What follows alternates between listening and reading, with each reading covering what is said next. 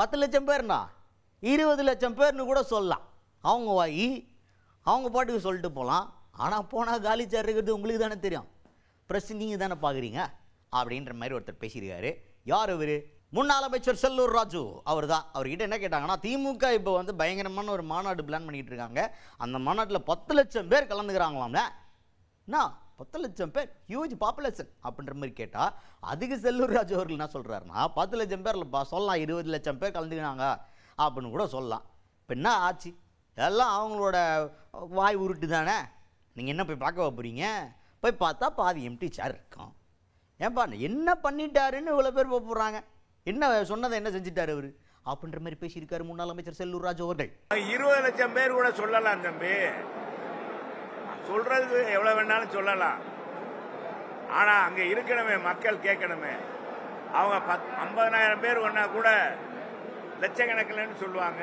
திமுக எப்பவுமே சொல்லக்கூடியது, 5 ஆண்டுகளாக தமிழ்நாட்டு மக்களுக்கு எதையும் செய்யல. சொல்லிடலாம்ல, நானு எதுவுமே செய்யல.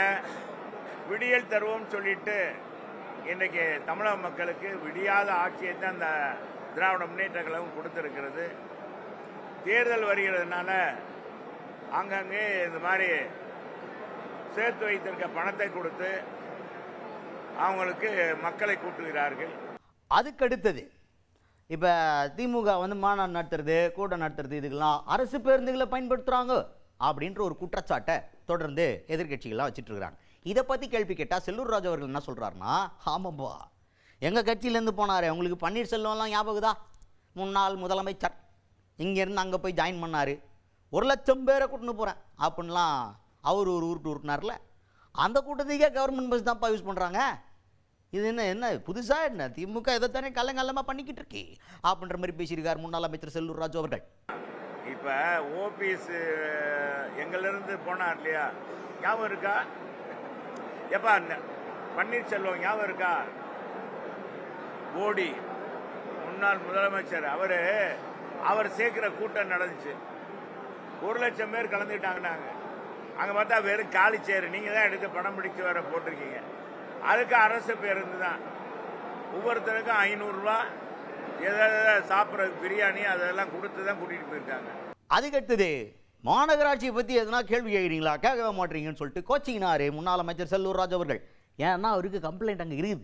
என்ன சொல்கிறாருன்னா, மாநகராட்சியில் இல்லாத ஊழல் நடந்துனுக்குது, அதை பற்றிலாம் கேட்குறீங்களா? குண்டும் குழியுமா இருக்கிற ரோட்டில் தானே மீடியா பீப்புள் நீங்களே வரீங்க, அதில் நிறைய பேர் ஊந்துருக்கிறாங்க, ஒருத்தர் உயிரிழந்தே போயிட்டாரு, அதெல்லாம் யாரும் பேச மாட்டாங்கப்பான்னு சொல்லிட்டு குற்றச்சாட்டை முன் வச்சிருக்கிறாரு முன்னாள் அமைச்சர் செல்லூர் ராஜு அவர்கள்.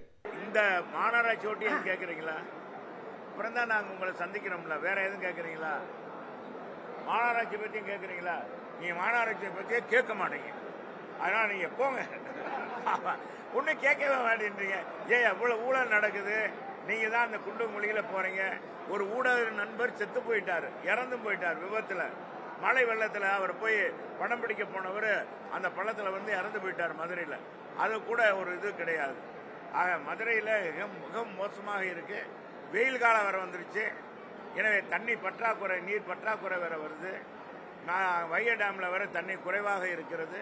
எனவே இதையெல்லாம் இந்த மாநகராட்சி நிர்வாகம் முறையாக உடனடியாக மேயர், மண்டல தலைவர், நிலைக்குழு தலைவர்லாம் எடுக்கணும், இந்த கூட்டம் நடக்கணும் என்பதுதான் எங்களுடைய கோரிக்கை. அதுக்கடுத்து தான் என்ன கேட்டாங்கன்னா, நீங்கள் மாநகராட்சியில் ஊழல் நடந்திருக்குன்னு சொல்லிட்டு காட்டுக்கத்தான் கத்திட்டு இருக்கீங்க, ஆனால் திமுக என்ன சொல்கிறாங்கன்னா, மதுரையில் 10 தொகுதிகள் நாங்கள் தான் அப்படின்ற மாதிரி சொல்கிறாங்க. இது எப்படி சாத்தியம்னு நினைக்கிறீங்க நீங்கள் அப்படின்னு கேட்டால், செல்லூர் ராஜு அவர்கள் என்ன நினச்சாருன்னு தெரில, நிறைய மாவு வச்சுக்கிறாங்க போல் அப்படின்னாரு. மாவுன்னா என்னன்னு புரியல, ஆனால் அவர் சொன்ன கருத்தெல்லாம் அப்படி உள்வாங்கி கேட்கும்போது, அவர் அமௌண்ட்டு இறங்குறதுக்கு நிறையா திமுக வச்சிருக்குது, அதெல்லாம் இப்போ தான் இறங்கினுங்கிறாங்க அப்படின்ற மாதிரி சொல்ல வந்தாரோ அப்படின்னு நமக்கெல்லாம் புரிகிற மாதிரி பேசியிருக்கார். நிறைய மாவு வச்சுக்கிறாங்க போல், இப்போ தான் கொடுக்க ஆரம்பிச்சிருக்கிறாங்க, அதை கொடுத்து எல்லாரையும் கவர் பண்ணிடலான்னு பார்க்குறாங்க போல் அப்படின்ற மாதிரி ஒரு விமர்சனத்தை முன்வைத்திருக்கிறார் முன்னாள் அமைச்சர் செல்லூர் ராஜு அவர்கள்.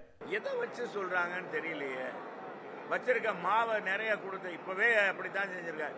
கோடை காலத்துக்கே பணம், கோடை காலத்தில் இத்தனையோ கோடைகள் வந்துச்சு, 22, 23, 24, 25 வந்துச்சு. அப்பெல்லாம் கொடுக்கல முதலமைச்சர். அதே மாதிரி 22, 23, 24, 25 பொங்கல் பரிசு கொடுக்கல, ரூபா கொடுக்கல, இதுக்கு தான் கொடுத்துருக்காரு. இந்த தேசிய ஜனநாயக கூட்டணியை பார்த்து நம்ம முதலமைச்சர் அரண்டு போயிட்டார், பயந்து போயிட்டார்.